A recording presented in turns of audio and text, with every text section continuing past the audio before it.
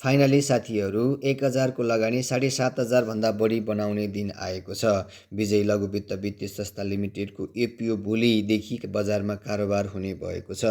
यस वित्तीय संस्था लिमिटेडको एपिओ बाँडफाँड भएको 2 महिनापछि अर्थात् भोलि चैत्र 5 गतेदेखि दोस्रो बजारमा कारोबार हुन लागेको हो। यसको लास्ट ट्रान्जेक्सन प्राइस 771 रुपैयाँ भएको कारणले गर्दा 10 किताब प्राप्त गर्नुभएका सबैजनाहरूले बेच्दाखेरि नै 7500 भन्दा बढी रुपैयाँमा बेच्न सकिने भएको कारणले गर्दा 6000 भन्दा बढी नाफा हुने भएको देखिएको छ। तपाईँ कसलाई चाहिँ यो विजय लघु वित्त वित्तीय संस्था लिमिटेडको 10 किता आइपिओ परेको थियो, जसलाई परेको छ उहाँहरूले यस र नपरेकाहरूले नो भनेर कमेन्ट गर्नुहोला। यस्तै आइपिओ एपिओ सेयर मार्केटसँग सम्बन्धित जानकारीको लागि हाम्रो यस स्मार्ट पैसा नेपालको अफिसियल च्यानलका विभिन्न सोसियल मिडियाहरूलाई लाइक गर्ने, सेयर गर्ने, फलो गर्ने, सब्सक्राइब गर्ने क्रियाकलाप गर्दै गर्नुहोला। धन्यवाद। नमस्कार।